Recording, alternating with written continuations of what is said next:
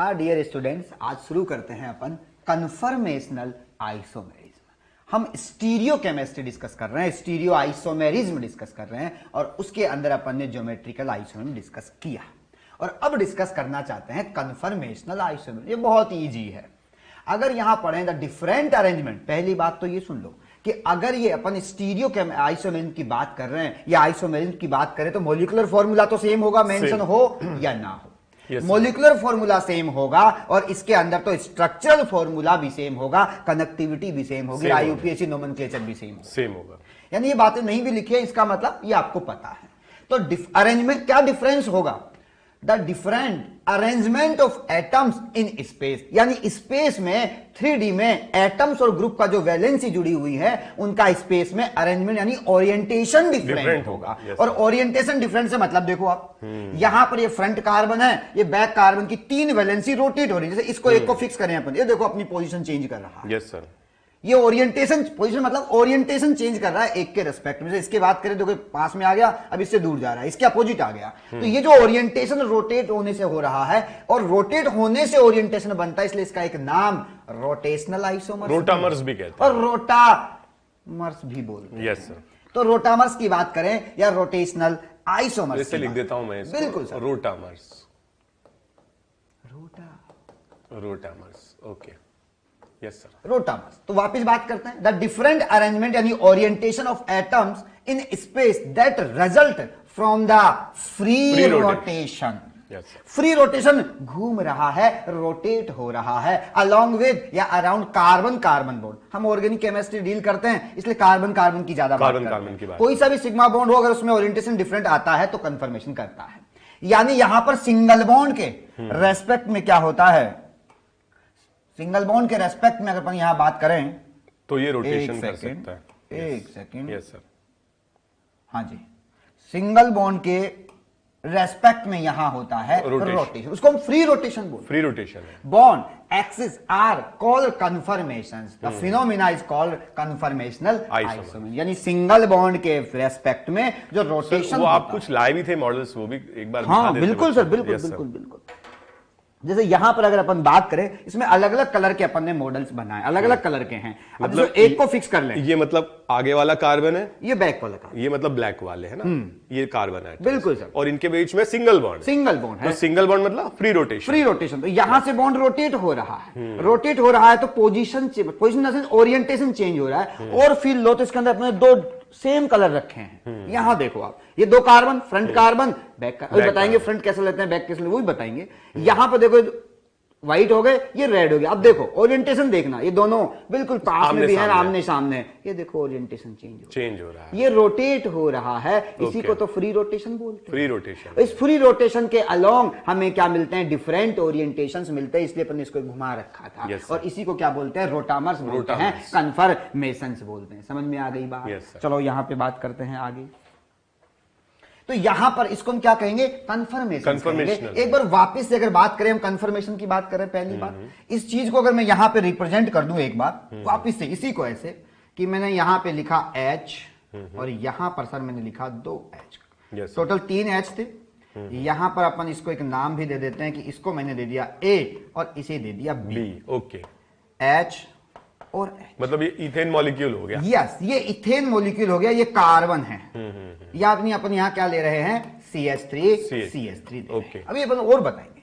अब हम क्या कर रहे हैं कि यहां पर रूम टेम्परेचर पे इतनी एनर्जी अवेलेबल होती है कि ये बॉन्ड यहां से क्या करता है, रोटेट करता रहता है। तो जब रोटेट करता रहता है तो यहां क्या आ जाएगा आपका, ये HB जिसको अपन ने हाईलाइट किया है, और ये HA रहेगा आपका यहीं पे। एक को तो फिक्स करना पड़ेगा ना, पूरे मॉलिक्यूल को रोटेट कर रहे हैं, वो कंफर्मेशन नहीं है। एक को अपन ने क्या कर लिया, फिक्स कर लिया। तो ये तो यहीं का यहीं रहा और यहां पर कौन आ गए आपके, दूसरे दोनों H। यानी एरियल डिस्टेंस की अगर बात करें जो हमने GI में बात किया था, तो यहां पर देखो थोड़ा नजदीक है और यहां थोड़े क्या हो गए, दूर चले। इसका मतलब स्पेस में ओरिएंटेशन चेंज हो रहा है। और किसके अलोंग हो रहा है, फ्री रोटेशन। इसको अपन क्या बोलते हैं, फ्री रोटेशन। सिंगल बॉन्ड के अबाउट। सही बात। अब मैं यहां पर क्या करना चाहता हूं कि साथ की साथ अपन यहां पर GI की भी बात कर लेना चाहता हूं कि क्या डिफरेंस रहा होगा। यानी यहां पर अगर अपन लिखें F ये बच्चा पढ़ चुका है और बच्चे को पता है कि हम इस जब सेम साइड लिखते हैं तो उसको अपन सिस बोलते हैं, सीस। और एक कॉन्फ़िगरेशन ऐसा भी होता है कि एफ एफ कहां चले जाते हैं, ओपोजिट चले जाते हैं, हम इसको ट्रांस बोलते हैं। खास बात यहां भी स्पेस के अंदर ओरिएंटेशन चेंज हो रहा था, बिल्कुल पास में एरियल डिस्टेंस कम है और यहां एरियल डिस्टेंस ज्यादा, ये सिस है, ये ट्रांस है, ये आपस में स्टीरियो आइसोमर्स हैं और ये भी स्टीरियो आइसोमर्स। लेकिन खास बात, क्या हम इनको रूम टेम्परेचर पे रोटेशन से मिल सकते हैं, मिल जाएंगे अपने को रोटेशन से? ये तो कन्वर्ट हो जाएंगे। कन्वर्ट क्या ये कन्वर्ट ये कन्वर्ट नहीं होगा, यानी ये कन्वर्ट नहीं होंगे, यानी ये एक दूसरे में चेंज होते रहते हैं। तो क्या मैं इनके लिए लिख सकता हूं कन्फर्मेशंस के लिए कि ये क्या है, इंटर कन्वर्टिबल है। यस सर, इंटर कन्वर्टिबल है, ये इंटर कन्वर्टिबल है, लेकिन ज्योमेट्रिकल आइसोमर्स इंटर कन्वर्टेबल नहीं है, यानी not inter convertible,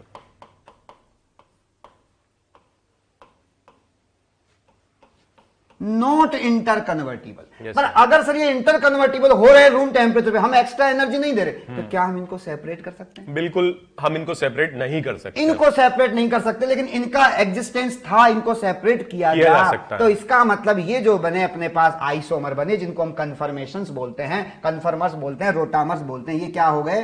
they are not true isomers. Yes sir, non separable बोल सकता हूं sir, non separable. Yes sir. और ये महाराज क्या हो गए? सेपरेबल।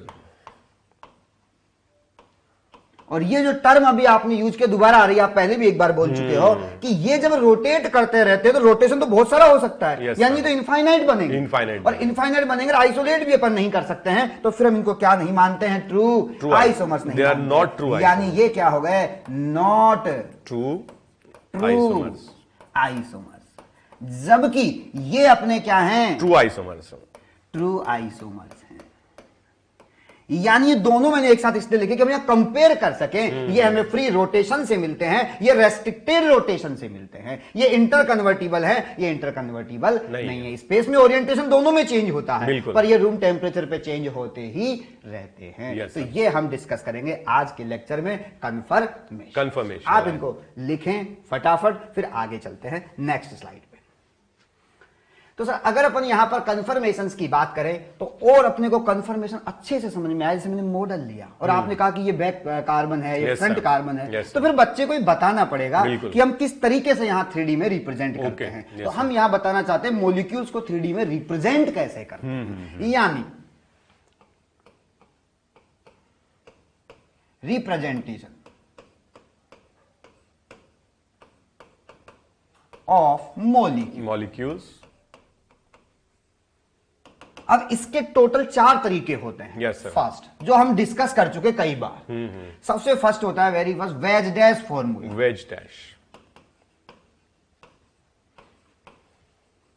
वेज डैश फॉर्मूला भी लिख सकते हैं, वेज डैश रिप्रेजेंटेशन भी लिख सकते हैं, और वेज डैश बच्चा जानता है। हल्का सा अगर मैं हिंट दे दूं तो कोई मान लो अपन ने एटम लिया टेट्राहेड्रल, तो टेट्राहेड्रल में जो वैलेंसी प्लेन में होती हैं उनको तो अपन नॉर्मल लाइन से रिप्रेजेंट बिल्कुल बिल्कुल। जो वैलेंसी टुवर्ड्स द व्यूअर होती है, स्टूडेंट की तरफ, जो आपकी तरफ, मतलब जैसे बॉन्ड ऐसे बाहर आ रहा है। हाँ जी, बाहर आ रहा है। Yes sir. तो अपन उसको रिप्रेजेंट करते हैं वेज लाइन से। वेज लाइन से, out of plane, out of the plane. और जो बोर्ड के अंदर की तरफ चला जाए, अवे फ्रॉम द व्यूअर, उसको हम डैश लाइन बोलते हैं, और इस तरीके से इसको रिप्रेजेंट करते हैं। Normal line in the plane. इसको कभी कभी ऐसे बुक्स में डार्क भी दिया, डार्क दिया, ओरिजिनली से इसको डार्क ही रिप्रेजेंट करना चाहिए ना। तो ये अपना क्या हो गया? Wedge line. और ये आपका क्या हो गया? Dash line. और ये नॉर्मल लाइन। और ये आउट ऑफ प्लेन है, आउट ऑफ प्लेन, बाहर आ रहा है प्लेन से, बाहर आ रहा है प्लेन से। और ये इन द प्लेन है। बिल्कुल। यहां पर सर आपने कुछ लिखा नहीं, इसलिए मैंने लिख दिया इन द प्लेन। बिल्कुल सर, आप लिखो, जब तक मुझे टाइम मिल गया तो मैं और मदद कर देता हूं थोड़ी सी बच्चों की। ओके, तो ये आउट ऑफ प्लेन है बॉन्ड। बिल्कुल सर। और वो जो बॉन्ड है वो पीछे जा रहा है, that is in the plane, और इसको हम बोलते हैं वेज डैश फॉर्मूला। ठीक है सर। अब अगर अपन इसको एक मॉडल से और एक्सप्लेन कर दें बच्चों को साथ की साथ, तो ज्यादा अच्छा है। बिल्कुल सर। ये देखिए, अपन ने क्या करा कि यहाँ पे दो तरह के एटम ले लिए। मॉलिक्यूल बनाने लगे आप? हाँ जी। Yes sir. अब ये देखो, ये तो हो गया परफेक्ट टेट्राहेड्रल। टेट्राहेड्रल। अब अपन क्या कर देते हैं कि यहां बच्चा अगर ध्यान से देखे तो ये तो वैलेंसी किसमें आ रही है? In the plane. In the plane मतलब ये दोनों जो आपने छुपा ली, ये जो छुपा ली, ये जो प्लेन में आ रहे हैं इसको बोलते हैं नॉर्मल लाइन से। Normal lines, yes. ये ऊपर है, ऊपर लिख दिया, नीचे है, नीचे लिख दिया। और ये वाला देखो जो आउट ऑफ द प्लेन जा रहे हैं, बाहर आ रहा है, ये जो बाहर आ रहा है टुवर्ड्स द व्यूअर, ये क्या हो गया? वेज। और ये वाला क्या हो गया आपका? तो पीछे जा रहा है, पीछे जा रहा है, डैश। ये हो गया डैश। तो ये अपन ने रिप्रेजेंट कर दिया किसको? Veg dash. Veg dash. मेरे हिसाब से बच्चे समझ गए होंगे सर। तो ये फर्स्ट फॉर्मूला था जो अपन यूज करते। Yes sir. सेकंड, अगर अपन सेकंड की बात करें, इसको मैं हटा देता हूं एक बार। Yes sir. Second representation, Newman representation.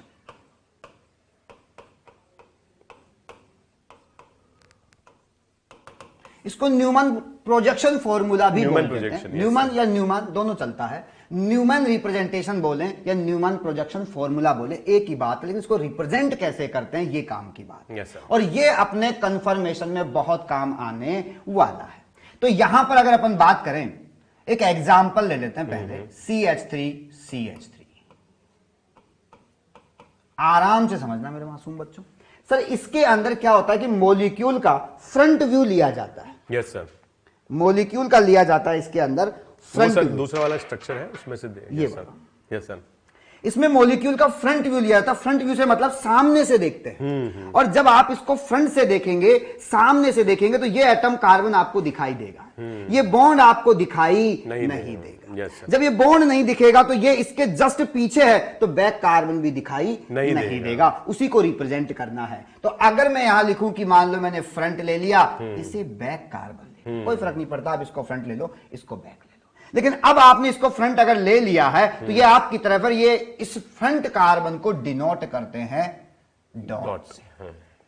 किससे डिनोट करते हैं? डॉट से। अब केवल आप इसको ध्यान से देखें, अकेले इसको छुपा लें, इनको देखें, तो आपको 3 वैलेंसी ऐसे ट्राइंगल की तरफ जाती हुई दिखेंगी।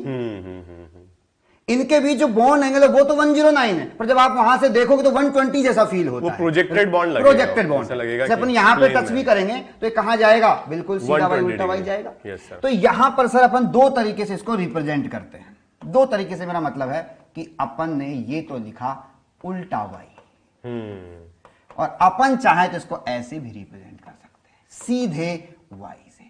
उल्टा वाई सीधा वाई। बिल्कुल सर। देखते हैं एक बार, मतलब वाई। इसको मैं हटा देता हूं ताकि और बढ़िया से बच्चे के समझ में आए। केवल फ्रंट कार्बन मैंने रखा। Yes sir. इस फ्रंट कार्बन को अगर आप ऐसे देखोगे तो लगाना सीधा वाई, और इसी को अगर आप ऐसे देख रहे हो तो उल्टा वाई। यानी कोई फर्क नहीं पड़ता आप इसको उल्टा वाई लिखो या सीधा वाई लिखो। Yes sir. अब अगर कहानी में ट्विस्ट यह है कि बैक कार्बन तो दिख ही नहीं रहा था, नहीं दिख रहा था, तो फिर हम उसको रिप्रेजेंट करते हैं सर्कल से। बैक कार्बन को कैसे रिप्रेजेंट करते हैं? सर्कल से।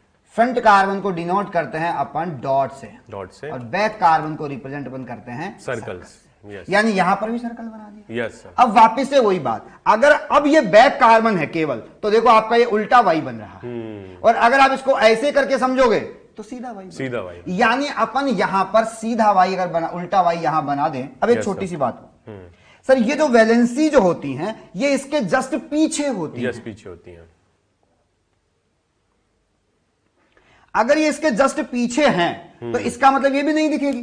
पर मॉलिक्यूल में तो है, तो थोड़ा सा रिप्रेजेंट तो करना पड़ेगा। तो हल्का सा साइड में लिखते हैं बैक कार्बन की वैलेंसी को, पर उसका मतलब है वो इसके जस्ट पीछे की तरफ है। यानी अगर अपन इसको कुछ ऐसे बना दें अलग कलर से ताकि बच्चे को भी दिखे, H, यहां पर H और यहां पर। अब इससे कोई फर्क नहीं पड़ता कि आपने H लेफ्ट में लिखा कि राइट में लिखा, पर थोड़ा सा पास में लिखते हैं ताकि ये फील आए कि ये इसके जस्ट पीछे की तरफ है। तो एक वैलेंसी के जस्ट पीछे दूसरी वैलेंसी हो रही है, इसके पीछे ये वैलेंसी, इसके जस्ट पीछे ये वैलेंसी, इसके जस्ट पीछे ये वैलेंसी वाली फील आ रही है। सेम यही कहानी इसके अंदर भी अपन लिख देंगे।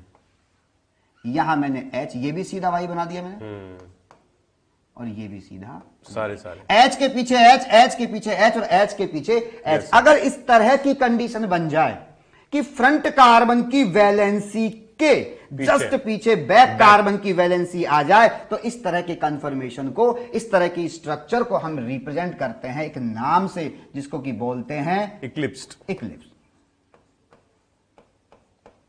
इक्लिप्स कन्फर्मेशन या इक्लिप्स फॉर्म। Yes. लेकिन कहानी में छोटा सा ट्विस्ट ये है कि बच्चे के मन में भी ये बात आती होगी कि सर आपने एक को उल्टा वाई बनाया और दूसरे को भी उल्टा वाई बनाया, वो भी तो अलग कर सकते हैं। Yes, बिल्कुल कर सकते बिल्कुल हैं। कर सकते हैं। यानी अगर बच्चा यहां पर यस सर, अपन यहां पर एक तो ले लें उल्टा वाई और अपन इसको सीधा वाई ले लें, कोई फर्क नहीं पड़ेगा। Yes sir. अब बात करते हैं बैक कार्बन। तो जो बच्चे ने कहा कि अगर अपन पहले बात करें, मैंने देखो उसको उल्टा वाई लिया है और बच्चे ने पीछे वाला भी क्या लिया, उल्टा वाई लिया, तो ये बनेगा। लेकिन अगर वो कहे कि नहीं मैं तो इसको सीधा वाई लूंगा, सीधा वाई, यस सर, और अपन यही लेंगे तो फिर जो स्ट्रक्चर बनेगी ओहो हो ऐसे। तो यहां पर देखो अगर अपन बात करें तो यहां सर मैं अब लिख रहा हूं सीधा वाई, तो स्ट्रक्चर थोड़ी सी अलग बनेगी। Yes sir. ये वाला क्या था आपका उल्टा वाई, ये सीधा वाई। अब ये क्या है सीधा वाई, और यहां पर बच्चा अगर लिख दे उल्टा वाई, अब बच्चा यूं कहे सर मैं तो यहां भी उल्टा वाई लिखूंगा तो मतलब वाई है, वाई बनाना वाई। तो यहां पे जो नई तरह की स्ट्रक्चर बनी इनको बोला जाता है स्टैगर्ड कन्फर्मेशन या स्टैगर्ड फॉर्म बोलते हैं। तो देखो दो तरह की सिचुएशन बन सकती है।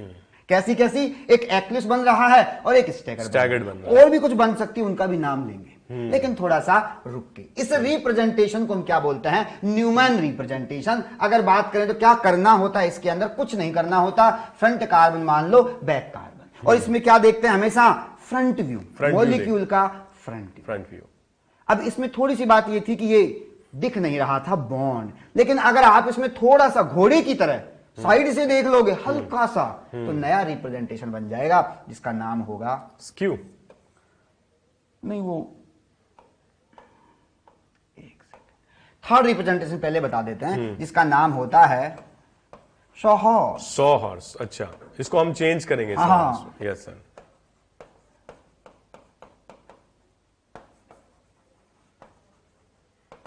शोहॉर्स रिप्रेजेंटेशन भी बोल सकते हैं और शोहॉर्स प्रोजेक्शन फॉर्मूला भी बोल सकते हैं। लेकिन इसको थोड़ा सा ध्यान दो, घोड़ा ना देखा, कई से देखा, थोड़ा सा साइड से देखा।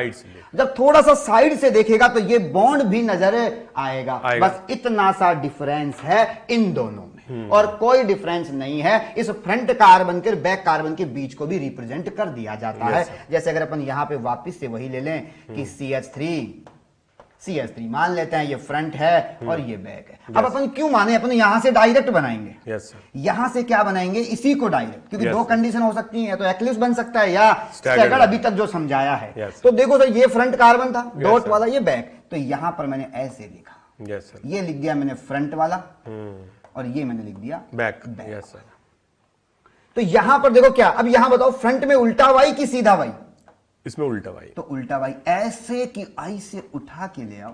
Yes sir. यहां से उठाया और चिपका दिया। अब अगर इसका भी अपने को बैक कार्बन पे चलना है तो बैक भी क्या है, उल्टा वाई। तो यहां पर अपन क्या कर देते हैं, मतलब बनाना है वाई ही। Yes sir. ये क्या हो गया। अब कोई पूछे कि ये एक्लिप्स है कि स्टैगर्ड, तो बता सकते हैं क्या, एक्लिप्स। फ्रंट कार्बन इस वैलेंसी के जस्ट पीछे ये वाली, इसकी वैलेंसी के जस्ट पीछे ये वाली वैलेंसी, इसके जस्ट पीछे ये वाली, यानी वास्तव में ये क्या है, इक्लिप्स फॉर्म है, इक्लिप्स कन्फर्मेशन। यस सर, सही बात। अब क्या हम इसका बना सकते हैं, अब अपन ने सिर्फ केवल इसी का बनाया एक का, तो ये भी बना सकता है बच्चा। तो अगर अपन यहां पर बना दें इसका एक, तो कैसे बनाएंगे, फ्रंट कार्बन की वैलेंसी, ये फ्रंट कार्बन, ये क्या हो गया बैक कार्बन। देखो फ्रंट कार्बन सीधा वाई की उल्टा वाई, उल्टा वाई सीधा बना दो, उल्टा वाई डायरेक्ट ही बना दो, उल्टा वाई मतलब ये लो H। Yes sir. अब चले बैक कार्बन की तरफ, बैक कार्बन में क्या बना हुआ है, सीधा वाई, यानी हम यहां क्या बना देंगे, सीधा वाई बना देंगे। यानी अगर आप देखोगे, देखो यहां पर ये दोनों एक दूसरे के अपोजिट आ रहे हैं, तो ये दोनों देखो एक दूसरे के अपोजिट जा रहे हैं, यानी ये भी वास्तव में क्या है, स्टैगर्ड कन्फर्मेशन। अगर आप इसका भी बनाओगे तो भी बन जाएगा, कुछ नहीं करना, इसमें साइड का एक बॉन्ड दिखाना होता है। Yes sir. एक स्टूडेंट बोला था सर सॉ मतलब लकड़ी का घोड़ा, तो वो बोल रहा था सर एक्लिप्स को स्टैगर्ड में कन्वर्ट करने के लिए ऐसे घोड़े की जैसे गर्दन में रोड़ दो। यस सर, तो ये बन जाएगा। घोड़े की गर्दन मरोड़ना, किसी बच्चे की मत मरोड़ देना, आगे बैठा हो और किधर नहीं, लकड़ी की घोड़े की असली घोड़ा तो लात मार देगा, पीछे लात मार देगा। तो ये था न्यूमान। 3 रिप्रेजेंटेशन अपन पढ़ चुके हैं, वेज डैश, न्यूमान, शॉहर्स। एक और अपन लेते हैं, तो इसके लिए अपन क्या करते हैं, इसको इरेज करते हैं।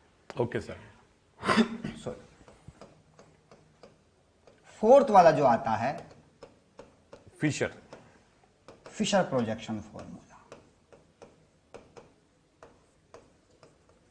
और इसकी ज्यादा पंचायत अपन अभी नहीं मारेंगे। Yes sir. क्योंकि इस पे डिस्कशन होगा ऑप्टिकल आइसोमेरिज्म। Yes sir. हल्की सी बात अगर करूं तो इसमें एक वर्टिकल लाइन होती है और एक हॉरिजॉन्टल, एक से ज्यादा भी हो सकती है। Yes sir. और ये जो इंटरसेक्शन पॉइंट बताता है, ये कार्बन को रिप्रेजेंट करता है। मतलब ये बीच वाला जो है ये कार्बन एटम, ये कार्बन है, सी एटम है।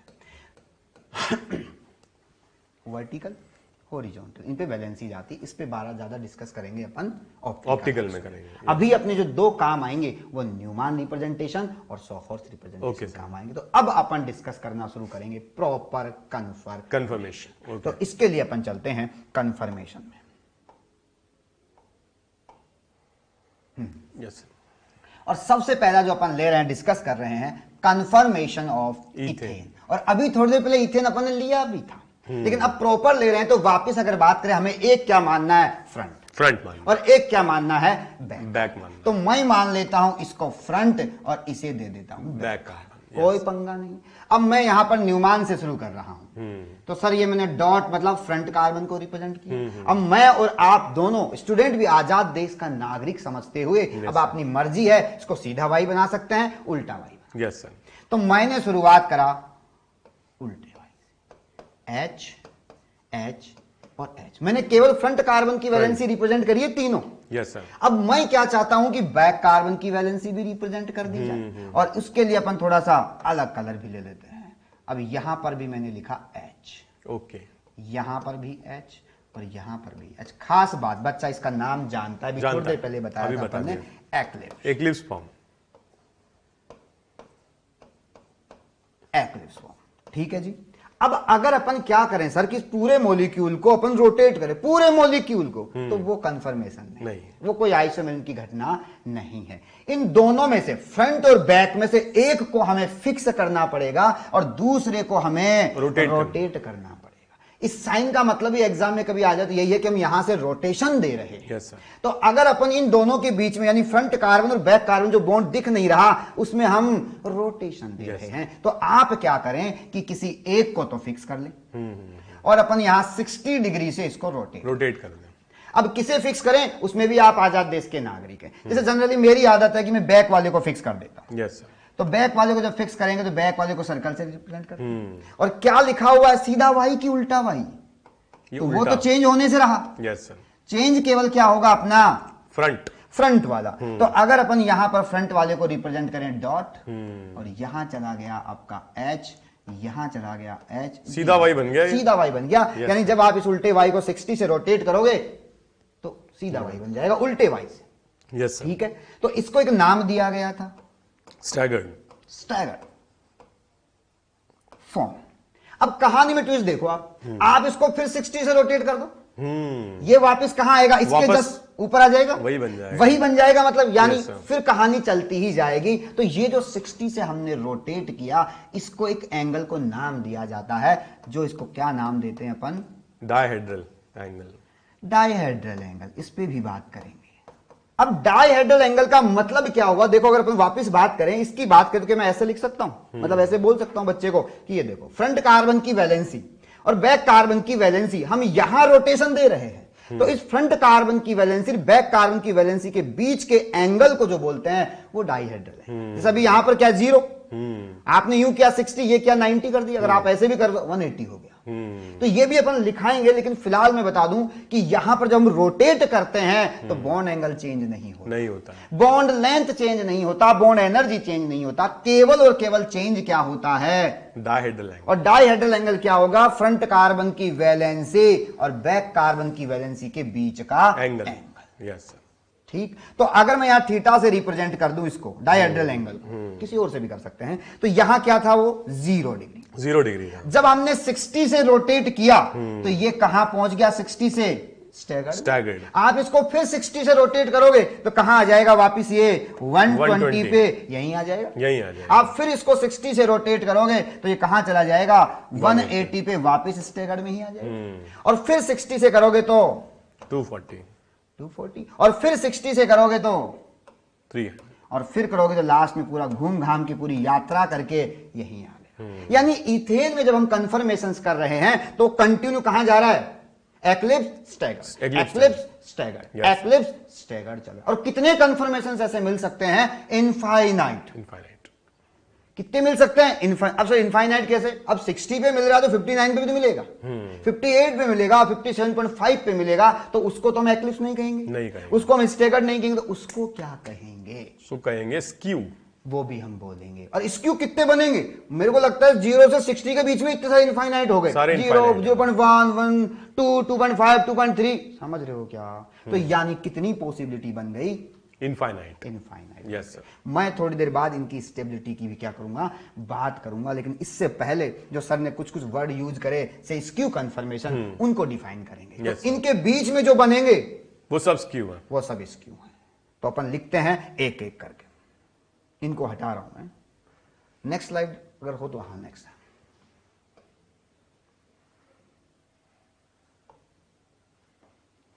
एक बार बैक चलते हैं, बैक वाली स्लाइड पे। यस सर, ये सही है।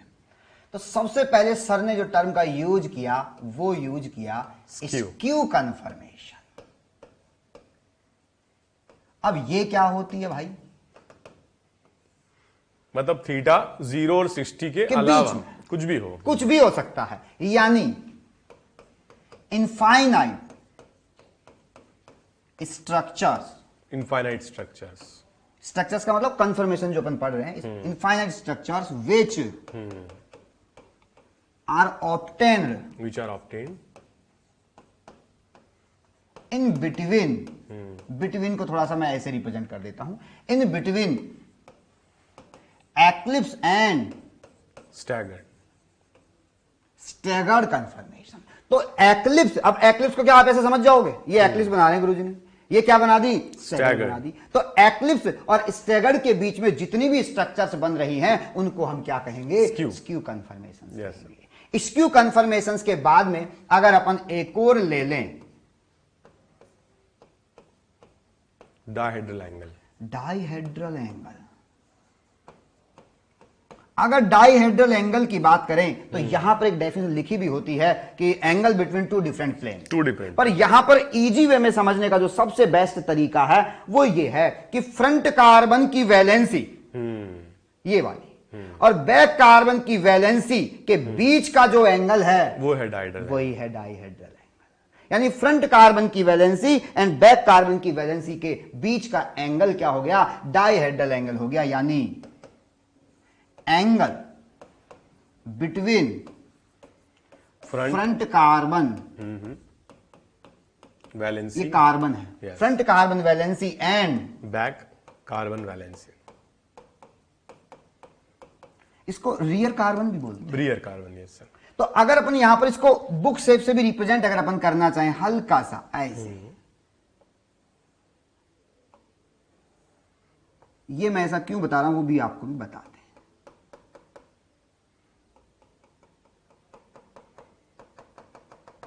मैं क्या कर रहा हूं सर कि इस पे इसको मान रहा हूं बैक कार्बन और इसको मान लेता हूं फ्रंट कार्बन। ओके ये जी। और यहां पर अपन ने क्या लिया कि यहां पर दो एच हैं, एक कौन सा है एच ए और एक ले लेते हैं एच, चलो इसको तो बैक बोलते हैं, इसको एफ बोल देते हैं। यानी यहां पर आपका आ गया एफ, ये तो बैक हो गया, सो ये तो बैक हो गया। और यहां पर अपन जो ले रहे हैं ये वाला, ये क्या हो गया आपका एच एफ हो गया फ्रंट वाला, और इनके बीच ये बॉन्ड, इसको कि हम रोटेट कर रहे थे इतनी देर से। तो यहां पर अगर बात करें तो ये एक इस तरीके से हो गया, बुक की शेप में हो गया। यहां पर आपका एक एच है, यहां पर एक एच, तो उनके बीच का जो एंगल है वही है डाइहेड्रल। यानी फ्रंट कार्बन की वैलेंसी ये रही और बैक कार्बन की वैलेंसी ये रही, इनके बीच का जो एंगल है यही है dihedral. Yes sir. Dihedral angle, theta मतलब मैंने क्या रिप्रेजेंट किया है, डाइहेड्रल एंगल। ये है डाइहेड्रल एंगल। वापस रिपीट कर देता हूं, काम की बात काम की बात इतनी भी रामायण की है, फालतू की बात है सब। काम की बात क्या है कि फ्रंट कार्बन की वैलेंसी एंड बैक कार्बन की वैलेंसी, फ्रंट कार्बन की वैलेंसी बैक कार्बन की वैलेंसी के बीच का जो एंगल है यही है डाइहेड्रल एंगल। ओके